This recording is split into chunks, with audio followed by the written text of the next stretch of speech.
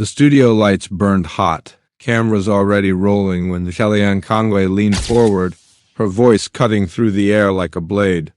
"You're nothing but a freshman." The insult landed before the host could even finish introductions. On the other side sat Congresswoman Jasmine Crockett, calm, steady, hands folded in quiet defiance. Viewers leaned closer, sensing this wasn't going to be a typical debate.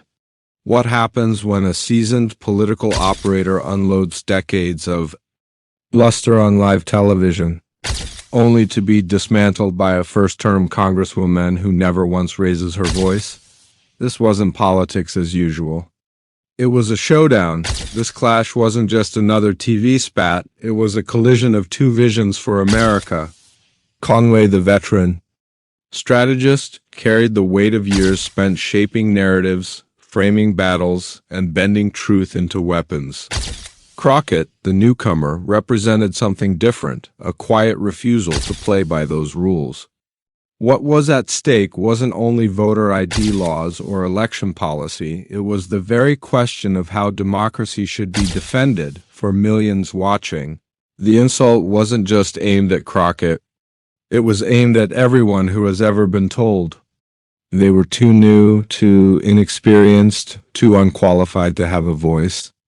Conway's rising voice, brimming with anger, echoed a familiar refrain of gatekeepers determined to silence fresh perspectives. And yet, Crockett's soft reply, "Thank you, Kellyanne. I appreciate you sharing your perspective," changed the air in the room. Suddenly, the old playbook of volume and intimidation felt outdated, even desperate. What happens next, viewers realized, could shift how Americans expect leaders to conduct themselves. Would fury win out? Or would calm reason finally cut through the noise? The debate became more than a clash of personalities. It became a mirror reflecting a country at a crossroads. Cling to the politics of intimidation, or embrace a new model rooted in dignity and truth. Kellyanne Conway had built her career on dominance, on controlling conversations, bending interviewers to her pace and outshouting anyone who tried to interrupt. She was, in her own mind, untouchable. A veteran of presidential campaigns, she wore her experience as both armor and weapon, wielding it against anyone younger, newer, or less connected. But beneath the polished lines and sharp tone lay contradictions. She railed against elites while dining with them. She spoke of protecting democracy while undermining trust in elections. She insisted on integrity while bending facts into slogans. Her voice was not one of truth but of performance, designed to rattle and overwhelm. That night in the studio, Conway came in convinced she could crush a freshman congresswoman with little more than volume. She didn't anticipate the trap of her own arrogance. The more she yelled, the less powerful she seemed. And as Crockett remained unshaken, viewers began to notice something Conway never considered, that shouting isn't the same as leading. Her reliance on old tricks would soon backfire, and her downfall would come not from a rival's rage but from their restraint. Jasmine Crockett's rise wasn't born in the back rooms of political campaigns, but in the trenches of public service. A lawyer who had stood beside the overlooked and underserved. She carried stories of ordinary people silenced by systems stacked against them.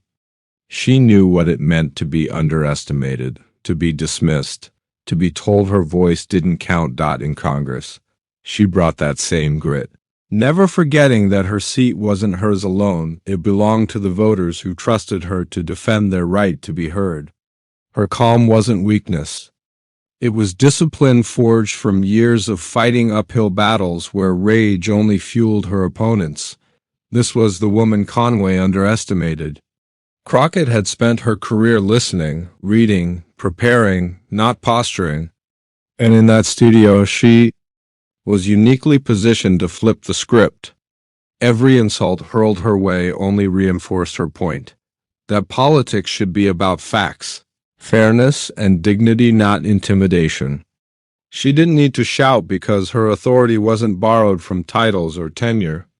It was rooted in lived experience, hard work, and an unwavering commitment to serve. And that would make all the difference when the cameras captured her. Response. The back and forth grew sharper by the minute. Conway, voice rising, rattled off claims of dead voters, fraudulent ballots, and Democrats scheming for permanent power. Her jaw was tight, her words edged with venom. Crockett didn't flinch. Instead, she asked for evidence, inviting Conway to name specifics. The contrast was striking. Conway's face reddened as her tone climbed higher, frustration bleeding into every word. Crockett, meanwhile, turned the pages of a folder, steady as stone. "Which provision are you referring to?" she asked softly. The calmness was disarming, even to viewers at home. Conway slammed her hand on the desk, her water glass rattling, and yelled, "Stop being so reasonable." The studio froze, the silence as loud as any scream. Crockett sipped water, eyes steady. "Being reasonable doesn't mean being weak," she said. The insults piled on. "You think you're clever? You're manipulating people? You're acting above this." And yet Crockett's answers never changed in tone, respectful, factual, firm. Each word from Conway sounded more desperate. Each word from Crockett sounded more credible. Producers behind the cameras exchanged glances. They could sense the shift as clearly as the audience at home.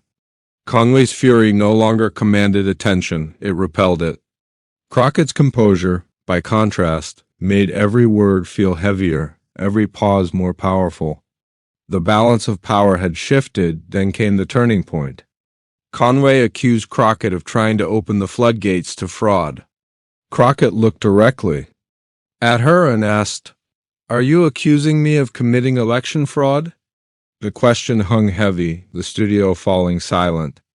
Before Conway could stumble out a half answer, Crockett continued, "I took an oath to uphold the Constitution. Every vote I support is in service of that. I've seen firsthand the damage done when people are denied their voice. This bill doesn't erase voter ID, it ensures every American has fair access to it. It doesn't create chaos, it ensures accuracy by requiring verified data before voters are removed from rolls.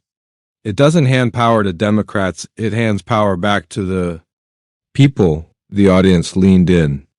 The host froze, letting the silence amplify her words.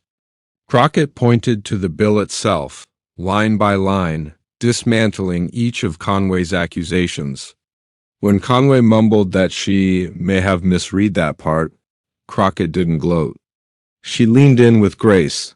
"That's okay. Legislation is complex.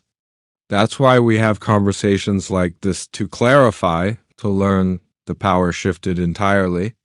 Conway, once roaring, sat deflated. Crockett's voice remained steady, the mic dropped not in volume, but in truth. By the time she delivered her final line, "Democracy isn't about volume. It's about inclusion." The debate was over. Gasps and murmurs swept the studio. Viewers on social media clipped the moment instantly, dubbing it the calm mic drop. Even critics of Crockett admitted the exchange revealed something rare. A leader unshaken by theatrics, armed instead with facts and composure. For Conway, the damage was done. For Crockett, the spotlight had just begun to shine brighter within. Hours, clips flooded social media. Hashtags like #CalmWins, #Crockett vs. Conway, and #Facts Over Fear trended across platforms.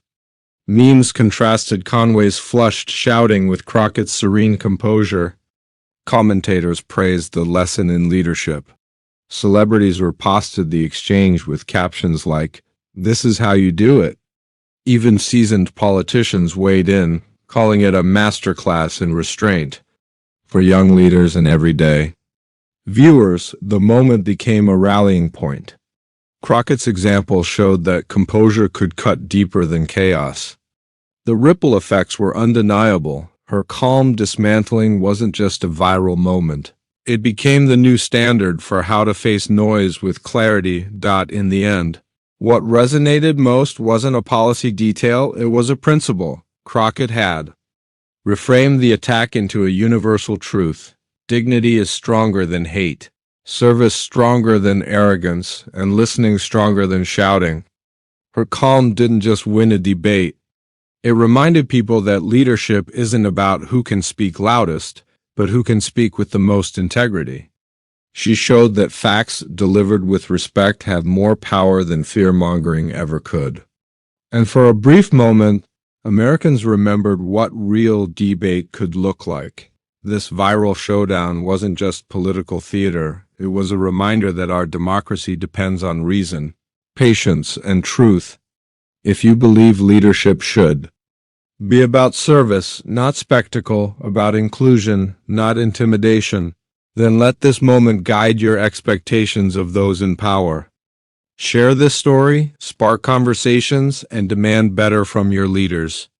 Because when we reward calm clarity over chaos, we don't just change debates, we change the future. Stay informed, stay engaged, and remember, the power of your voice matters most when it's grounded in truth.